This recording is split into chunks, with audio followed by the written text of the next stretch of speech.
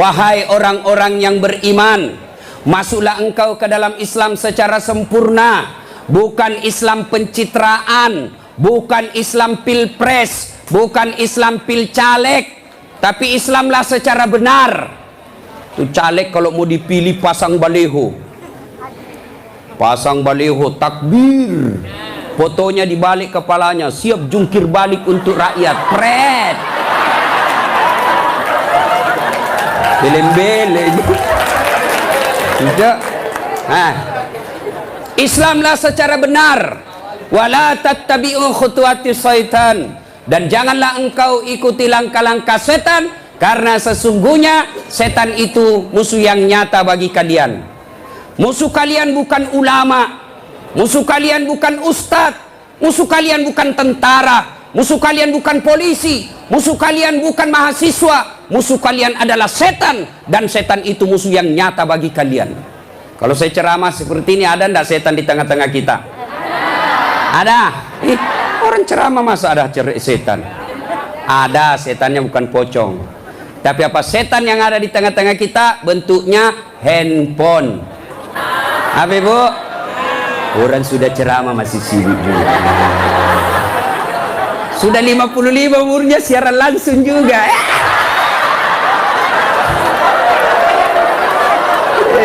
Gayanya. Woi, jangan siaran langsung. Saya tidak mau kalau ada siaran langsung. Simpan dulu HP-mu. Woi. Ibu-ibu yang pegang HP selama saya ceramah, saya doakan suaminya kawin lagi. Simpan dulu HP-mu. Simpan dulu HP, simpan dulu ya. Bisa? Bu, ada ibu-ibu di Makassar ngefans betul sama saya. Usianya kira-kira 55 tahun. Saya heran, ibu-ibu aja yang ngefans sama saya. Saya lagi ceramah, dia belakangi saya. Barusannya ada orang saya ceramah di belakangi. Ternyata dia ambil HP-nya selfie. Baru dia tulis di Facebook, dia latar belakang Das Atlatif. Saya dijadikan background. Kok kira saya pot bunga? Selesai ceramah dia kejar, 55 umurnya.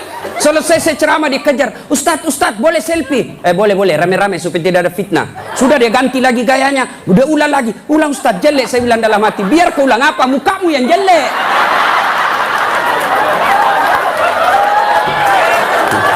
Selesai selfie, langsung dia bilang, Ustadz boleh cium? Haram, tidak boleh. Tidak nafsu Ustadz, cari barakah, haram. Coba kau masih muda. Nakal. Simpan dulu HP ya, simpan dulu ya. Bu, bisa? Nah, wa qala idzan, Allah kemudian berfirman, Bismillahirrahmanirrahim. Innallaha wa malaikatahu yusalluna 'alan nabi. Ya ayyuhalladzina amanu sallu alaihi wa sallimu taslima. Sesungguhnya Allah dan para malaikatnya bersalawat kepada Rasulullah Muhammad sallallahu alaihi wasallam, maka wahai orang-orang yang beriman, bersalawatlah kalian kepada Rasulullah dengan sebaik-baik solawat.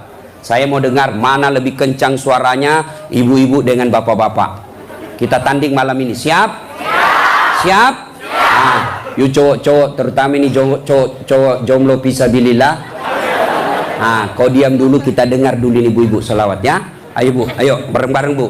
Salatullah salamullah ala toha rasulillah. Salatullah salamullah ala yasin habibillah. Alhamdulillah. Ini bukan kencang, ini namanya syahdu. Suara begini yang kasih nafsu laki-laki. Makanya cewek, kalau kau ditelepon cowok, jangan kau kasih syahdu suaramu.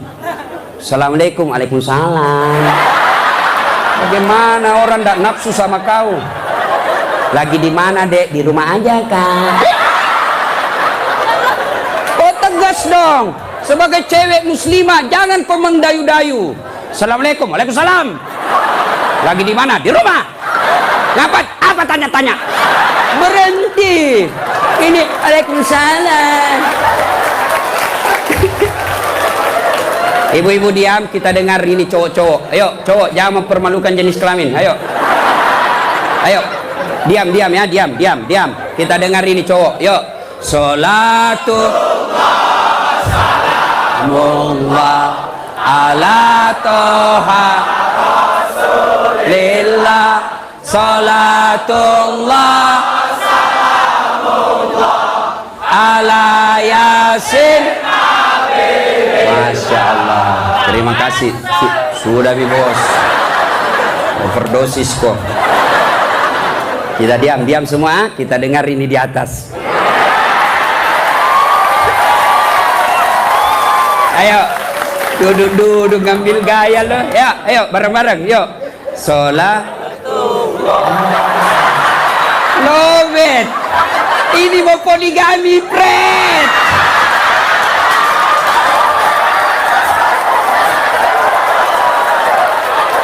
Nah, ayo bareng-bareng semua, yuk.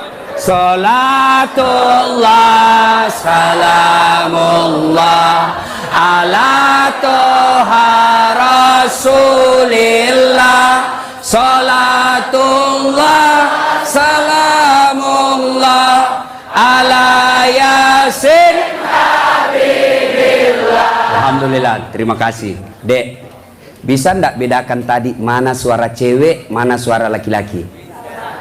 Bisa. Kenapa bisa? Karena Allah kasih kita telinga yang lengkap sensor pembedanya. Dia bisa bedakan mana bunyi handphone, mana bunyi kentut. Tanpa kau pernah kursus. Woi cewek, mau ndak saya kasih handphone iPhone X Max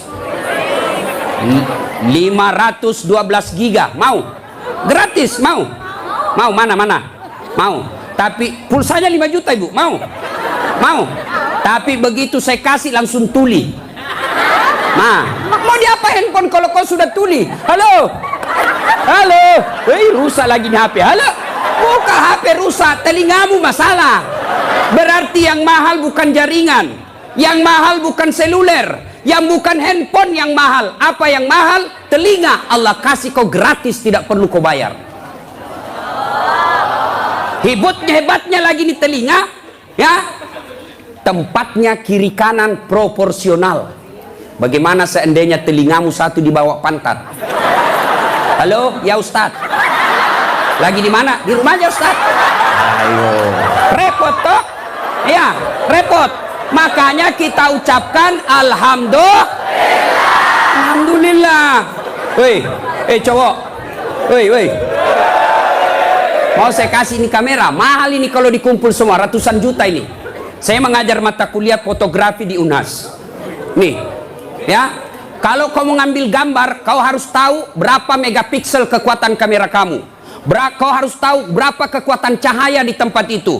Kau harus tahu berapa kecepatan angin ketika ada kau ambil gambar. Kau harus tahu berapa jarak dari matamu dengan objek yang kau akan ambil. Apa ini kamera yang mahal? Bukan. Apa yang mahal? Mata. Allah kasih kau gratis, tidak perlu kau bayar. Hebatnya lagi di mata, begitu kau buka otomatis autofokus. Tidak perlu kau putar. Siapa ini? Oh, ternyata Felix Xiao. Tidak perlu Pak. Otomatis. Dan hebatnya lagi di mata, Allah kasih kau sensor. Dia bisa bedakan mana istri, mana tetangga. Coba bayangkan. Seandainya tidak bisa dibedakan, tertukar istrimu. Kenapa malam minggu lain-lain rasanya ini? Ternyata Satpol PP. Makanya kita ucapkan Alhamdulillah. Bos, saya mengajar mata kuliah public speaking. Nah, praktikumnya itu pidato di depan saya. Wih, ada cewek, ada kawat di giginya. Saya biasanya di kampung pagar yang dikawat, ini giginya dikawat. Saya tanya, apa namanya itu dek? Dia bilang behel. Oh, lidah Sulawesi ini bos. Yang kau paksa saya menjadi lidah Solo. Hah? Mahal itu dek. Ini 20 juta. Wih, 1 kali umroh disimpan di giginya. Saya tanya, sini kau dulu cewek. Kau kira itu behelmu yang mahal? Bukan, tapi apa? Gigi. Biar kau mau pasang behel harga 100 juta, ndak ada gigimu, apa kau mau kawal? Ayo, berarti yang mahal gigi. Hebatnya lagi di gigi, tumbuh dan panjangnya dibatasi. Pernah ndak kau bayangkan bagaimana seandainya gigimu tumbuh seperti rambut? Saya yakin Dude Herlino ndak akan main sinetron kalau sudah keluar giginya. Ndak ada yang mau nonton. Makanya kita ucapkan alhamdulillah. Makanya jangan kau pernah ngeluh, jangan kau merasa putus asa, jangan kau merasa kamu miskin. Kalian semua orang kaya, yang kekayaanmu kata Allah fi ahsani takwim, itu badanmu yang sangat. Ustaz, karena kau membandingkan sama yang cakep. Saya nggak mau duduk dengan ini artis Satri Hijrah, hancur saya. Hancur. Lebih baik saya dekat-dekat sama Tukul 11-12. Kalau saya dekat-dekat di sini hancur saya, Pak. Bersyukurlah kepada Allah, dan salah satu cara bersyukurmu kamu datang di tempat ini. Allah kasih kita begitu banyak nikmat sehingga Rasulullah pernah sujud meneteskan air mata dalam sujudnya. Lalu Umar bertanya, "Ya Rasulullah, kenapa kau meneteskan air mata?" Kata Nabi, "Karena saya tidak bisa membayar nikmat Allah dengan ibadah yang saya lakukan." Adakah yang bisa mengalahkan ibadahnya Nabi? Demi Allah, di kolong langit ini tidak ada orang yang hebat ibadahnya seperti Rasulullah Muhammad SAW. Tapi beliau masih sadar ibadah yang dilakukan tidak mampu membayar nikmat yang Allah berikan. Maka kalian bersyukur datang ke tempat ini. Dengan catatan, setelah kau datang ke tempat ini, sehari sampai 3 hari, kalian dengar dakwah, kalian berzikir, kalian ngaji, kalian mencatat. Ingat, setan tidak pernah putus asa menggoda kalian. Bagaimana cara dia goda? Dia hancurkan pahala-pahalamu. Adakah perbuatan yang bisa menghancurkan pahala-pahala kita? Ada, kata Nabi. Sittatu asyain tuhbitul amal. Ada 6 sifat yang bisa menghancurkan amal-amal kebaikanmu. Adik-adik sekalian, kalian pulang ke sini 3 hari kalian bertempur. 3 hari kalian bertempur melawan iblis, melawan kesombongan, melawan kepongahan, meningkatkan kesabaran. Jangan pikir setan putus asa menggodamu. Dia akan goda kamu setelah kau pulang. Dengan cara apa? Dia hancurkan amal-amalmu. Sehingga nanti kau berkata di hadapan Allah, "Ya Allah, mana pahalaku? 3 hari 3 malam saya dengar dakwah."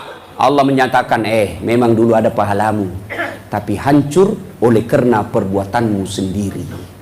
Apa gerangan yang menghancurkan amal itu? Kata Nabi, 1, al-istighalu bi'uyubil khalq. Suka sekali cerita kejelekan orang, dia lupa kejelekan dirinya sendiri.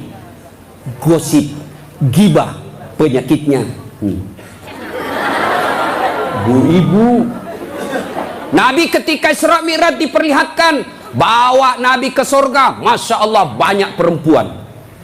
Masuk ke neraka, na'udzubillah min zalik, lebih banyak lagi perempuan. Kenapa? Kata Nabi, karena 2 hal. 1, dia tidak mampu mensyukuri nikmat berupa suami. Dan yang kedua, dia tidak mampu menjaga mulutnya. Penyakitnya ibu-ibu. Saya aja lewat tadi masih ada yang gosip. Begitu saya dilihat, dia bilang, itu juga bajunya yang di YouTube.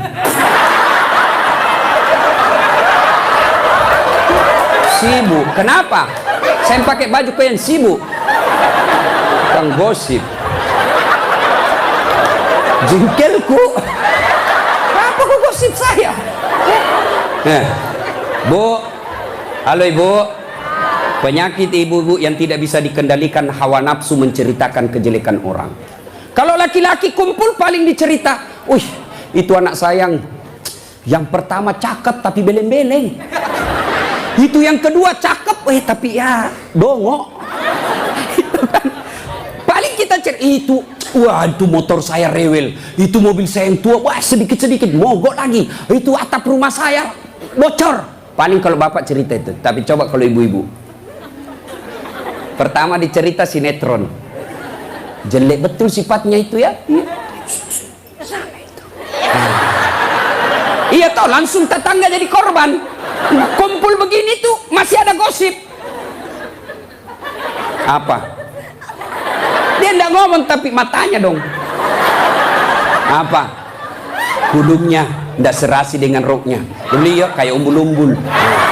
Sudah. Satu udah digosip. Lewat lagi satu. Apa? Palsu. Kenapa kau tahu? Lipstiknya. Kenapa kau tahu? Melengket di giginya. Coba ya. Ayo, adik-adik. Ya. Nah, maka saya heran sebagai anak bangsa, kok kita dituduh orang Islam selalu menyebarkan fitnah. Islam sangat membenci fitnah sehingga Nabi mengatakan, al fitnatu asaddu minal qatl. Fitnah itu lebih kejam daripada membunuh. Jadi pemain buser, apakah namanya itu? Cocok nih. Buser, apakah itu? Yang suka cari duit dari menyebarkan fitnah. Hah? Yo itu buser. Hah? Manalah. Tidak adalah kita orang Islam. Suatu kali Nabi menyampaikan, barang siapa yang mengucapkan 2 kali syahadat, diyakini sampai mati pasti masuk surga. Abu Hurairah senang dengar ini. Lalu Abu Hurairah berlari-lari kecil menuju ke pasar. Dengan tujuan apa? Dia mau menyampaikan berita gembira ini. Lalu didapat oleh Umar. Abu Hurairah, kau mau gimana buru-buru? Saya mau menyampaikan berita penting. Apa itu? Barusan saja saya dengar menyampaikan Nabi, siapa yang syahadat, yakin sampai mati, pasti masuk surga. Umar berkata, betul kok Nabi bilang begitu? Betul. Saya tidak percaya. Ayo kita datang ke sumber. Dalam teori komunikasi dinilai disebut check and recheck. Datanglah Umar klarifikasi ke sumber berita Rasulullah. Ya Rasulullah, katanya Anda mengucapkan siapa yang syahadat yakin sampai mati pasti masuk surga. Apa betul berita seperti itu ya Rasul? Nabi katakan betul. Tapi ya Rasulullah, ada apa? Ini Abu Hurairah, dia mengumumkan di pasar. Terus saya khawatir nanti disalahpahami umat kita. Biar tidak sholat yang penting syahadat masuk surga. Biar judi yang penting syahadat masuk surga. Biar zina yang penting syahadat masuk surga. Saya salah paham nanti orang, saya khawatir hadis ini dipahami dengan salah. Lalu Nabi katakan, oke, jangan kau sampaikan ini halal umum, karena dia bisa mengganggu kemaslahatan umat. Itulah sebabnya kita kenal dalam Islam, likulli makam makal, wa likulli makal makam. Setiap ada ucapan, ada tempat yang cocok untuk ucapan itu, dan setiap tempat ada ucapan yang cocok untuk tempat itu. Maka ibu-ibu harus bijaksana memegang WhatsApp, harus bijaksana memegang medsos. Kenapa? Karena jika ibu salah menempatkan medsos itu, maka ibu bisa berujung pada penjara. 2. Yang bisa menghancurkan amal kebaikan kita. Apa itu kata Nabi? Hubbud dunia, terlalu cinta kepada dunia. Cinta dunia boleh, cinta dunia boleh. Mana yang tidak boleh? Terlalu cinta kepada dunia. Nah ibu, yuk. Salatullah salamullah ala toha rasulillah. Salatullah ala yasin habibillah. Cinta dunia. Mana cinta dunia? 1, menganggap enteng ibadah. Hayya 'alas shalah. Sebentar, masih panjang waktu duhur. Ini kan sampai jam 3. Cinta dunia. Mana lagi cinta dunia? Ini paling banyak cewek. Mukanya dia tidak terima dengan ikhlas. Mukanya dikira tembok, coklat, biru, abu-abu, krem. Sekarang cewek kan banyak palsu. Bulu matanya panjang, palsu. Matanya biru, palsu. Bibirnya merah, palsu. Pantatnya gabus, palsu. Itu terlalu cinta dunia. Perempuan kan sekarang bingung saya lihat. Rambutnya panjang, mau dikasih keriting. Yang keriting rambutnya dia kasih lurus. Iya kan? Allah sudah kasih yang baik, dia tidak syukuri.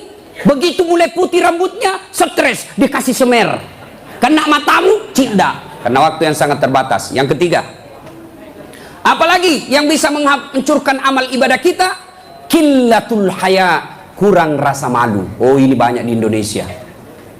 Anggota DPR malu dong, sudah digaji oleh rakyat, uang rakyat, kalian tidur saja. Dedek, pernah dengar cerita anggota DPR di akhirat? Hah? Jadi anggota DPR kan ada penghafal Quran, masuk dalam surga. Begitu masuk dalam surga dilihat, kok banyak anggota DPR di sini? Di negara aku banyak di OTT karena korupsi. Dia pergi protes sama malaikat penjaga surga. Malaikat, kenapa banyak ini masuk anggota dewan dalam surga? Di negara saya banyak yang korupsi. Dia bilang anggota penjaga surga, dah sok ribut. Kenapa? Dia cuma reses. Sebentar lagi pulang ke tempat asalnya.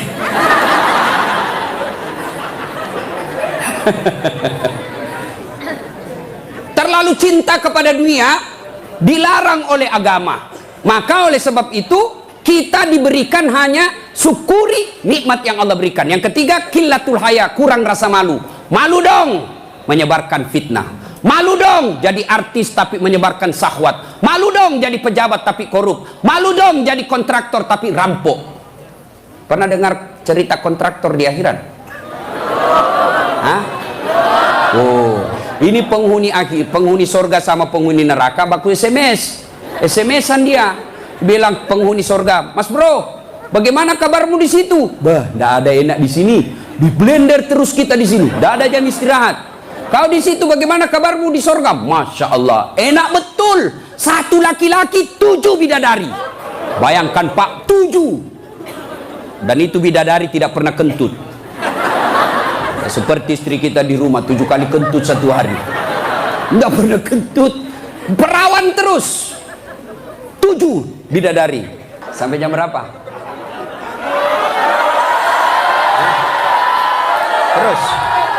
Terus.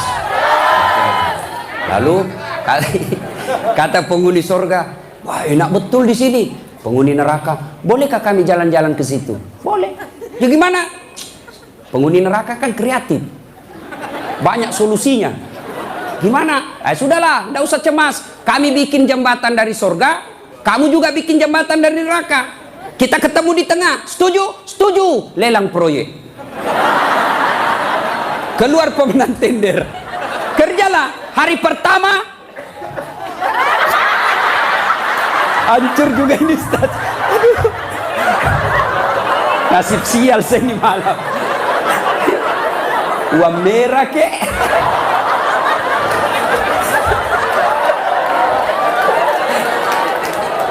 Jauh-jauh dari Sulawesi 10.000.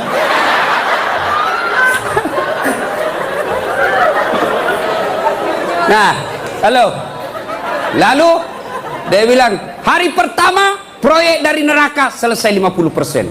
Hari kedua selesai 70%. Hari ketiga tuntas, efektif dan efisien. Selesai proyek. Sampai di tengah dilihat-lihat di proyek dari surga. Kenapa belum mulai-mulai? Dia teriak, "Lah ini dari neraka." "Mas bro, kenapa kau belum mulai proyekmu? Kami sudah sampai di tengah sesuai perjanjian. Kenapa kau belum mulai?" Kata penghuni dari surga, "Bagaimana mau dimulai? Pemborong, kontraktor, pengawas, panitia ada semua di situ."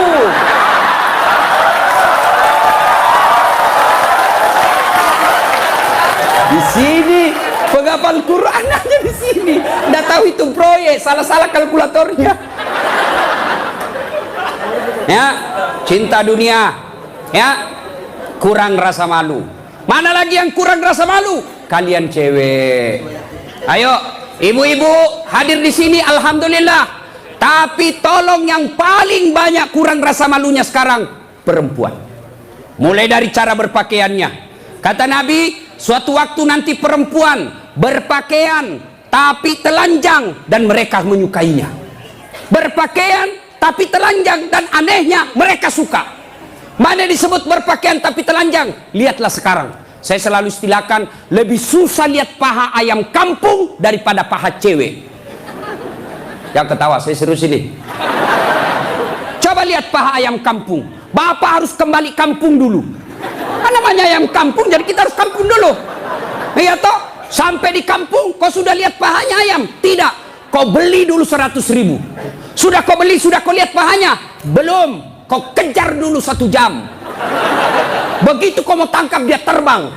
1 jam dikejar, baru tangkap. Sudah kau tangkap, sudah lihat pahanya? Belum. Kau potong dulu dengan ucapan Bismillahirrahmanirrahim. Sudah kau potong, sudah lihat pahanya? Belum. Kau rebus dulu 15 menit air panas. Sudah kau rebus, sudah lihat pahanya? Belum. Baru dicabut, baru kelihatan pahanya putih mulus. Balik kampung, kau keluar 100.000, kau kejar 1 jam, kau potong dengan kalimat basmalah, kau rendam 15 menit air panas, baru lihat pahanya yang putih. Ayam kampung. Tapi coba lihat cewek, kau berdiri saja di pinggir jalan 15 menit, 10 pasang paha cewek gratis. Bahkan kadang-kala boleh dicolek. Makanya cewek, mari kita kerjasama. Kami laki-laki jaga mata, tapi tolong Anda cewek jaga akhlak. Biar kami setengah mati jaga mata, kalau kalian gentayangan habis amal kami.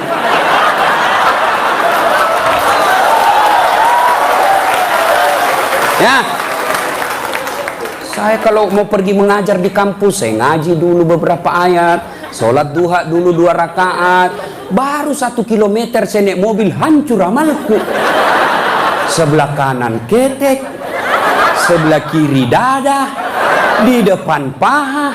Nggak mungkin lah saya jalan terus begini, tiang listrik ku tabrak. Hei cewek, hei, mari kasihani mata kami. Dilihat haram, tidak dilihat barang bagus.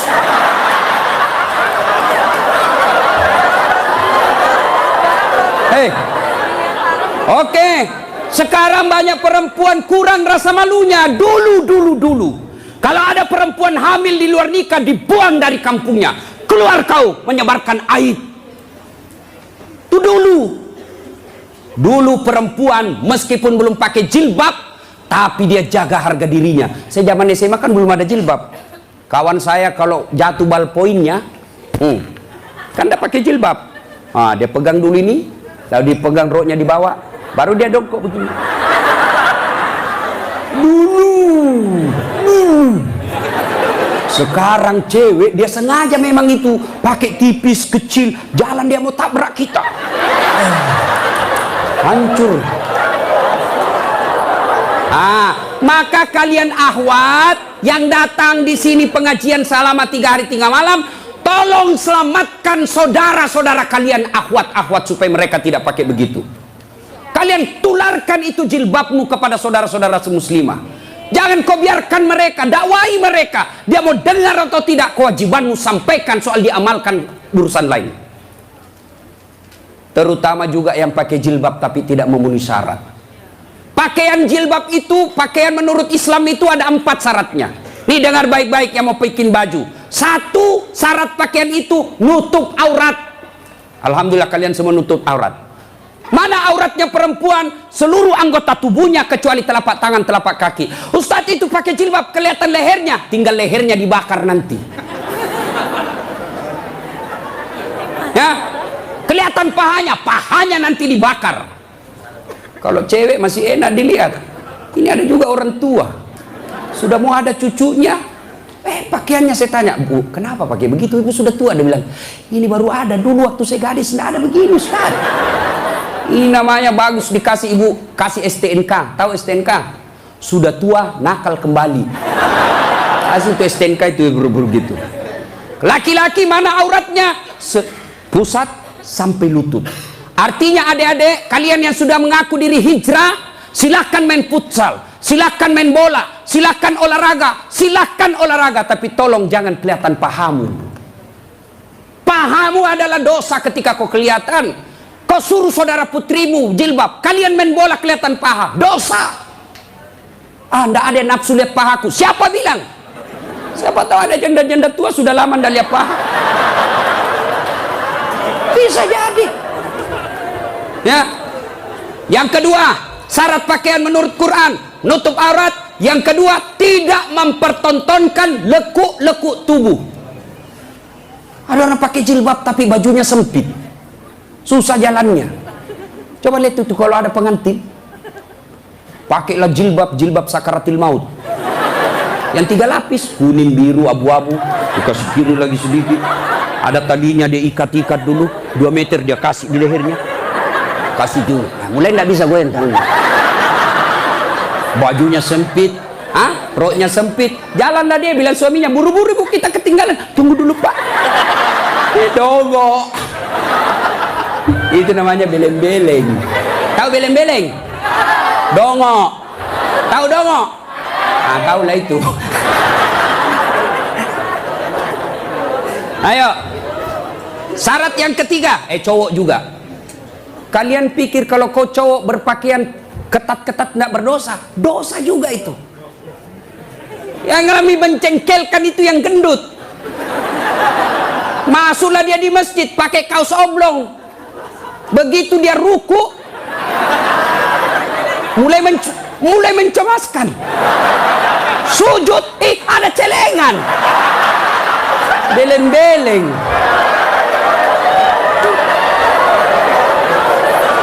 Nah, yang ketiga, syarat pakaian yang ketiga, saya ulang, tutup aurat, tidak mempertontonkan lekuk-lekuk tubuh. Yang ketiga, pantas. Apa maksudnya? Kalau saya alumni apalagi Muslim United, saya alumninya, 3 hari 3 malam saya dengar dakwah, maka sebaiknya pantas tidak saya berpakaian begini. Saya pengurus remaja masjid, pantas tidak saya berpakaian begini. Saya muslim terhormat, pantas tidak berpakaian begini. Saya pejabat, pantas tidak saya berpakaian begini. Saya muslimah, pantas tidak berpakaian begini. Tanya kepantasannya. Itulah sebabnya agama Islam mengajarkan ketika aku berpakaian, tanya, yuk pantas tidak pakaian begitu. Dan ini pakaian ternyata menyelamatkan kita dari dosa. Mana buktinya? Saya kemana-mana saya pakai begini. Cuma kadang-kala dia gosip saya itu pegawai bank. Kan saya mana-mana pakai sarung. Saya masuk nabung, ada pegawai apa sih itu yang namanya terima duit? Teller.